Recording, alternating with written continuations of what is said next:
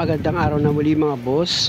Napansin ng bossing ko na makarbo na naman daw itong tambucho niya. Kasi nung huling nilinis ko ito, 1 taon na yung nakakaraan. Ito nga, nung tinignan ko, medyo makapal na yung carbon na kumapit dito sa loob ng tambucho niya. Kaya ang ginawa ko dyan, kumuha ako ng powder na sabon. Ayan, nakita nyo kung paano ko nilalagay. Nilalagay ko lang sa palad ko tapos bigla ko ipapasok sa loob niya. Dahil nga meron silang pressurized washer dito, ayan ang ginamit ko mga boss. Mas maganda kasi yan, mas nakakalinis siya ng husto. Kung makikita nyo yung lakas ng pressure washer, yung sabon, nangingitim agad. At saka ang lapot niya, alam mo yung putik. Pag ako naglagay ng dyan mga boss, ng pressurized washer, tinatagal ko dyan sa pagbomba, pag ganitong klaseng sasakyan, inaabot ako dyan ng mga 50 seconds na itong pressure hose niya is nasa loob ng tambucho. Sabi na nag-comment sa isang video kung ganito, mali daw itong ginawa ko. Mali talaga yan kung hindi mo alam yung gagawin mo. At kung sa palagay mo may problema man, hindi ka naman affected yung may-ari at ako lang naman nagkasundo dito Kasi yung ginawa niya daw, lalo daw umusok. Baka naman blow by na yung makina mo. Sa kagustuhan mong mawala yung usok, ganyan ang ginawa mo, usok talaga lalo yun.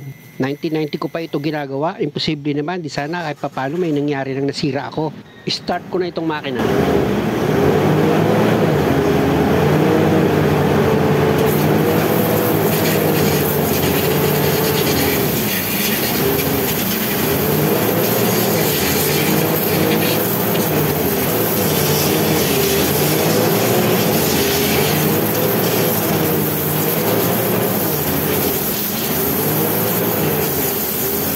Nakita niyo mga boss, kung kapal ng carbon na lumabas, grabe dumi. Alam ko naman na hindi ko talaga matatanggal lahat ng dumi niyan. Pero kahit papano, mabawasan man lamang, di ba? Ayun ang mahalaga Hindi naman pinag-uusapan dito yung matanggal lahat ng kumapit na carbon dito sa tambucho. Kundi kahit papano, mabawasan man lang yung mga kumapit na carbon dito sa tambucho. Ayun ang pinapakita ng video. Nakita nyo naman mga boss, diba? Nilagyan ko ulit siya ng powder ng sabon. O ibalik nyo ulit itong pressure hose nyo. Ang diskarte dito mga boss, pag kayo gagawa, pag nirevolusyon nyo, dahan-dahan lang. Huwag nyo siya bibiglain. Huwag yung masyadong malakas gaya nung nagtetest ng smoke belching test. Huwag ganun. Sa inyo naman yung sakyan, dahan-dahan lang. O start ulit itong sasakyan.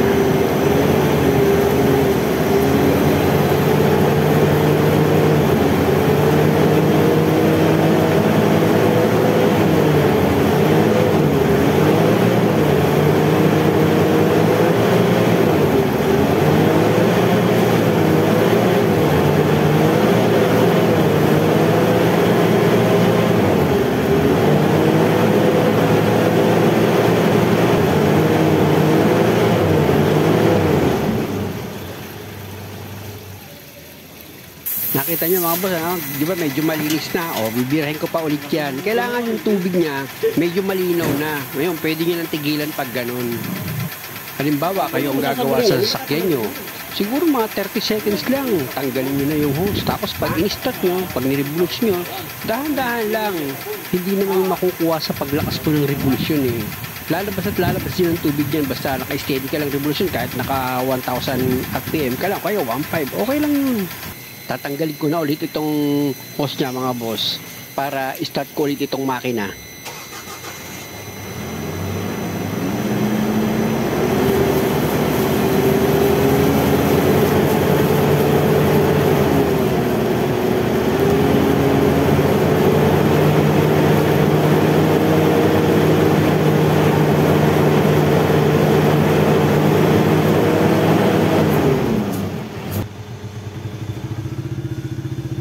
Kita nyo naman mga boss, medyo okay na siya. Isang banat pa para kahit papaano nakabawas tayo ng carbon dito sa tambucho niya.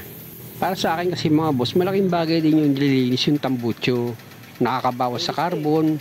Pangalawa, nakakabawas din siya sa usok. Katulad dito, pag ito nagpa-emission test, laging pasado to. Ganyan ang ginagawa ko, taon-taon yan. Ito na yung pinal na paglinis ko mga boss. I-start ko ulit itong makina.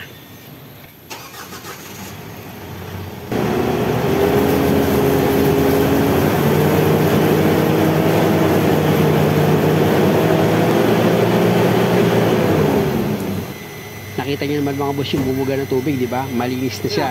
At dito sa site, kita nyo, wala na yung marka ng itim na lumalabas dito sa tambucho. Muli mga boss, maraming salamat sa panonood.